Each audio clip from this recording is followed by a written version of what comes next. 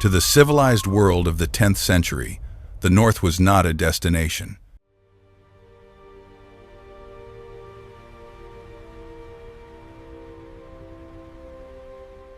I do not like this fog.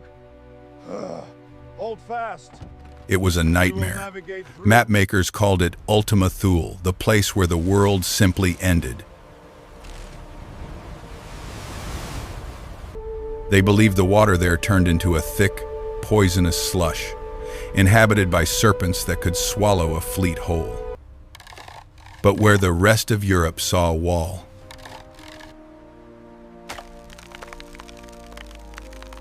the Norsemen saw a doorway. Keep her steady, the path narrows ahead. Aye, I see it. Hold fast. To understand the Arctic raids, we have to understand the era. We are in the medieval warm period. Heave-ho! Heave-ho! The mountain of ice! Careful with the oars, keep us steady. The ice had retreated just enough to tease the adventurous, but the Arctic was still a monster. It was a realm of ice blink, a strange phenomenon where the reflection of distant glaciers illuminates the clouds, creating a ghostly, deceptive glow on the horizon.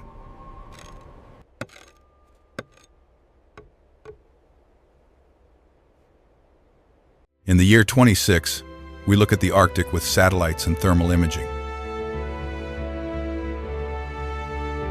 But a Viking navigator had only his eyes and his gut. They were sailing into a total vacuum of information. Keep working on the prow, we must leave soon. Is the cargo secure?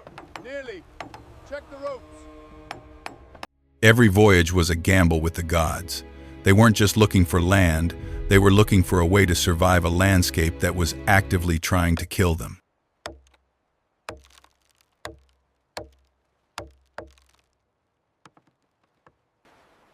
This oar holds the course. Mind the leverage. Understood, Master. While the famous longships were built for speed in shallow rivers, the Nor was the heavy lifter of the Viking Age. Secure the ropes!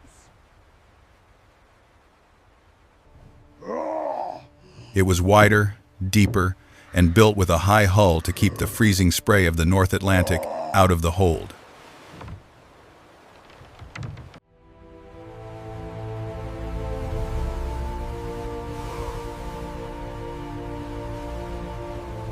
But the true genius lay in its skeleton.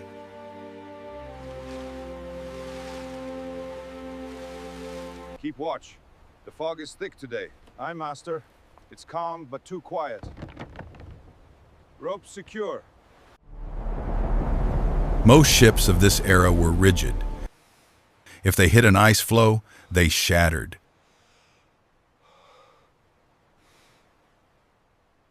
But Viking ships were clinker-built. Go. It's the smell of the deep. The planks overlapped like the scales of a fish and were fastened with iron rivets and tree nails, wooden pegs made of willow that expanded when they hit the water.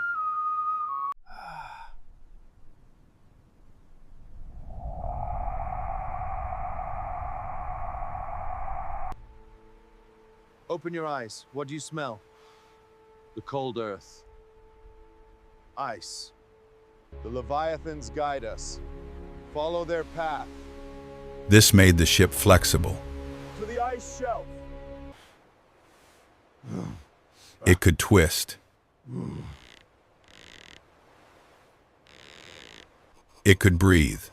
When the Arctic pack ice squeezed the hull, the ship didn't snap, it groaned and adjusted.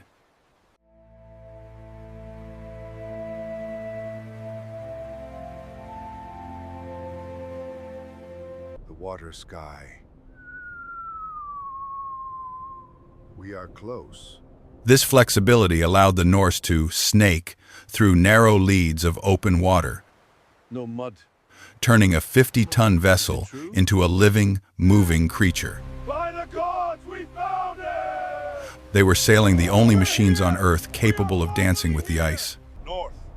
Navigation in the Arctic is a sensory deprivation tank. Follow the light, my son. In the summer, the sun never sets, making it impossible to see the stars. In the winter, the fog is so thick you can't see your own hand. How did they find their way?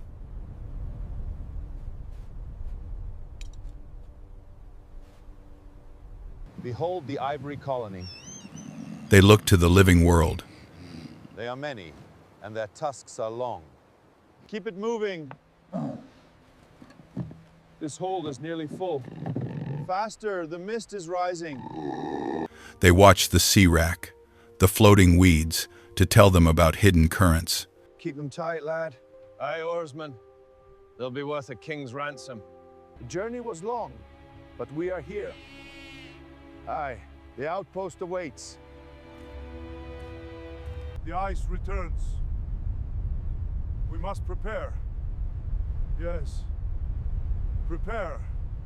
They smelled the air for the scent of distant pine forests, or the salt of a seal colony.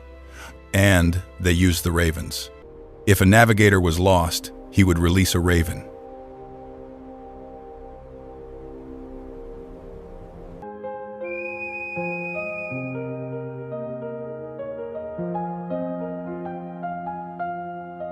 Keep her steady, the mist is thick. Calculating the optimal trajectory. If the bird flew back to the ship, land was far.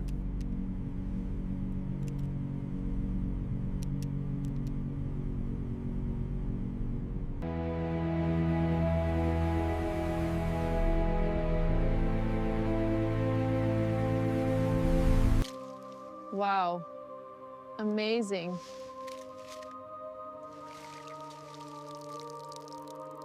If it flew high and didn't return, the navigator followed that line. But when the birds failed and the clouds stayed for weeks, they turned to the Sunstone. In the modern world, we know this as polarization. By holding a piece of Icelandic spar to the sky, they could find the sun's exact coordinates through 100% cloud cover. They weren't just lucky sailors. They were the premier physicists of their time.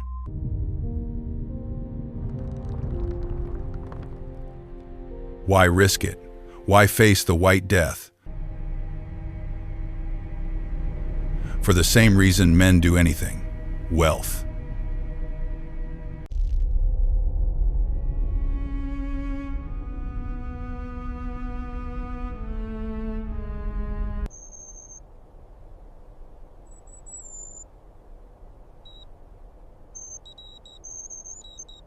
In the courts of Europe, walrus ivory was the ultimate status symbol.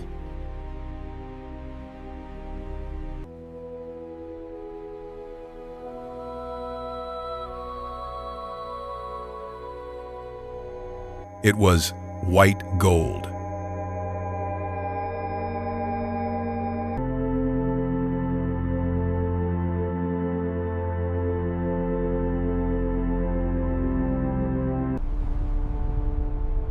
It carved the thrones of kings and the chessmen of bishops. A single Nor, returning from the Arctic laden with ivory and narwhal tusks, carried enough wealth to buy a kingdom.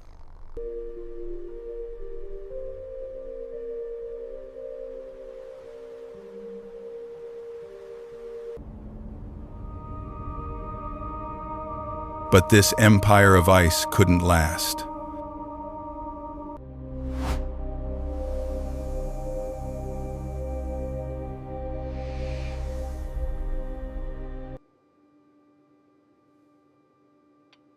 By the 14th century, the Little Ice Age began.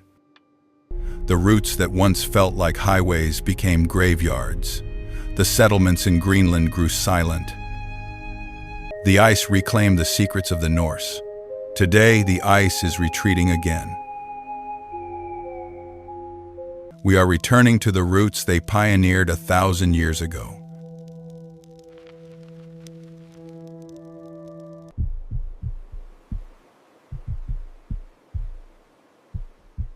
We have satellites, heaters, and steel hulls.